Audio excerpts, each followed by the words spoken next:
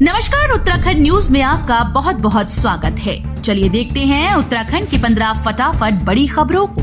इससे पहले आप न्यूज को कहां से देख रहे हैं, कमेंट में बताना बिल्कुल न भूलें।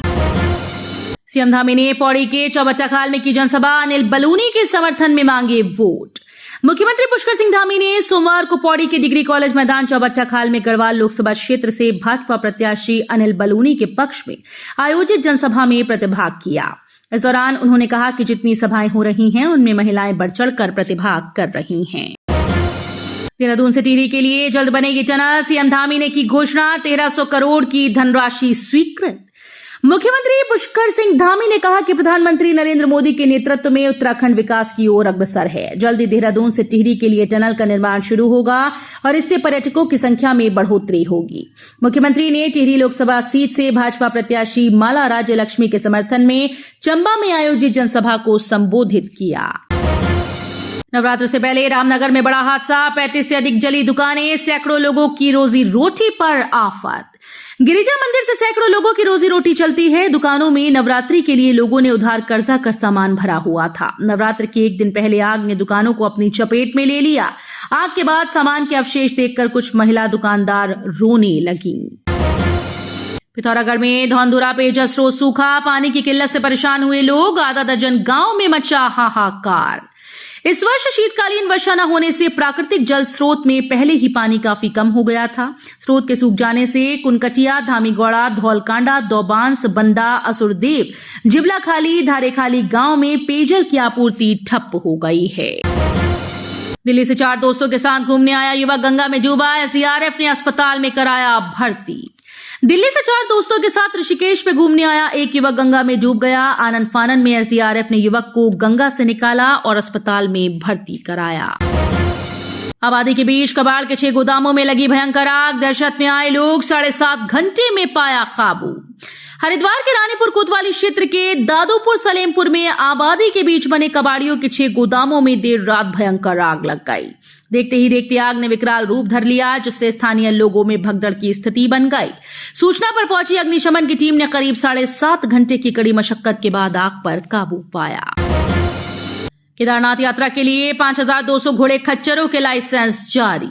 जिला पंचायत और पशुपालन विभाग के संयुक्त तत्वावधान में जनपद में विभिन्न स्थानों पर शिविर लगाकर घोड़े खच्चरों के लाइसेंस बनाए जा रहे हैं। आगामी 10 मई से शुरू होने वाली केदारनाथ धाम की यात्रा को लेकर जिला प्रशासन तैयारियों में जुट गया है। चिन्याली सौड़ हवाई अड्डे पर वायुसेना का गगन शक्ति अभ्यास जारी, 20 जवानों ने की पैराशूट से लैंडिंग। उत्तरकाशी चिन्याली सौड़ हवाई अड्डे पर वायुसेना का गगन शक्ति सैन्य अभ्यास जारी है। सोमवार को 20 जवानों ने हवाई अड्डे पर AN-32 विमान से 18,000 फीट की ऊंचाई से पैराशूट से लैंडिंग की। धारचूला में हेली यात्रा का विरोध, 7 ग्राम सभाओं के ग्रामीणों ने की बैठक।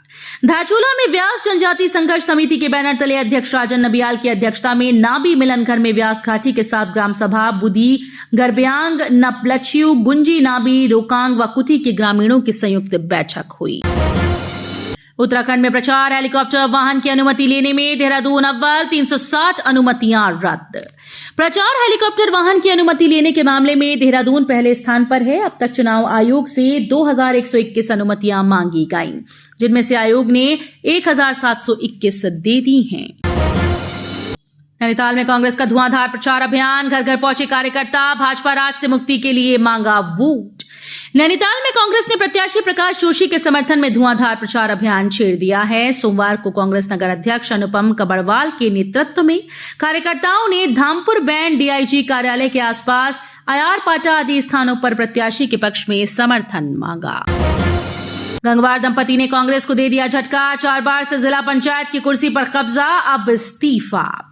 उत्तराखंड में कांग्रेस को एक और बड़ा झटका लगा। रुद्रपुर में जिला पंचायत अध्यक्ष रेणु गंगवार और उनके पति ओबीसी विंग के राष्ट्रीय सह समन्वयक सुरेश गंगवार ने पार्टी से इस्तीफा दे दिया।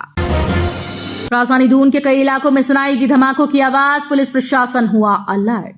राजधानी देहरादून के कई इलाके धमाकों की आवाज सुनाई देने से लोग सहम गए। एक के बाद एक देहरादून के कई क्षेत्रों में धमाकों की आवाज आने की खबर तेजी से फैली तो पुलिस प्रशासन भी अलर्ट हो गया। टीम मौके के लिए रवाना हुई है। सैन्य सम्मान से हुआ प्रदीप का अंतिम संस्कार, लोगों ने नम आंखों से दी विदाई, एक झलक के लिए उमड़ी भीड़। लोहाघाट के खेतीखान तपनी पाल निवासी भारतीय सेना के आर्टिलरी रेजिमेंट में तैनात सैनिक प्रदीप बोहरा का पार्थिव शरीर उनके घर पहुंचा, जहां सैन्य सम्मान के साथ सैनिक का अंतिम संस्कार किया गया। सैनिक का पार्थिव शरीर उनके घर पहुंचते ही मातम पसर गया। सशस्त्र बलों के लिए साझा कार्य संस्कृति विकसित करने की जरूरत, त्रिसेवा सम्मेलन में बोले CDS Chauhan. Chief of defence staff general Anil Chauhan ने सोमवार को कहा कि सशस्त्र बलों के लिए साझा कार्य संस्कृति विकसित करने की जरूरत है। उन्होंने देश की युद्ध क्षमता को बढ़ाने वाले ढांचे को बनाने और प्रत्येक सेना की क्षमताओं को एकीकृत करने पर जोर दिया। तो ये थी उत्तराखंड की 15 बड़ी खबरें। रोजाना ऐसे ही सबसे पहले अपडेट पाने के लिए चैनल को सब्सक्राइब करना बिल्कुल ना भूलें। साथ ही वीडियो को लाइक भी कर दें। धन्यवाद।